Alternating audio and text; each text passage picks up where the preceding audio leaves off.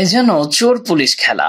থানার ভেতর পুলিশ, বাইরে চোরের দল, থুরি বানর বাহিনী। চরম বিশৃঙ্খল পরিস্থিতি থাইল্যান্ডে। বিষয়টা খুলেই বলা যাক। থাইল্যান্ডের মধ্যাঞ্চলীয় লপবুরি শহরের বুকে ঘটেছে এই অদ্ভুত ঘটনা। প্রায় 200 বানরের একটি দল পুলিশ স্টেশনে হামলা করে।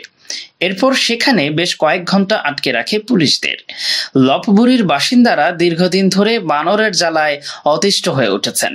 অনেকদিন ধরেই বানরের অত্যাচার সেখানে দ্রুত বাড়ছে বানরের সংখ্যা।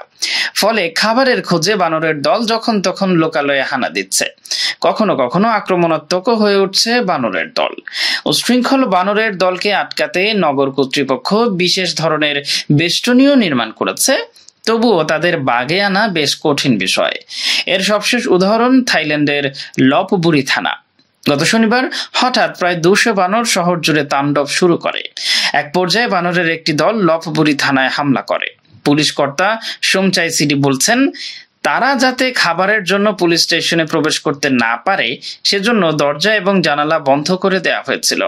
তিনি উদ্বিগ্ন ছিলেন, বানরের দল যদি একবার থানায় ঢুকে পড়ে তাহলে পুলিশের গুরুত্বপূর্ণ নথি সহ থানার সম্পত্তি তছনছ করে দিতে পারে। ট্রাফিক পুলিশ এবং গার্ডের দায়িত্বে থাকা কর্মকর্তাদের বানর বাহিনীকে তাড়াতে ডাকা হয়েছিল।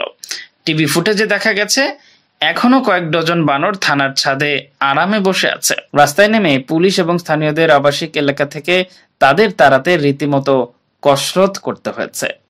আমাদের ভিডিওটি ভালো লাগলে অবশ্যই আমাদের ইউটিউব চ্যানেলটি সাবস্ক্রাইব করে পাশে থাকা বেল আইকনটি বাজিয়ে দিন।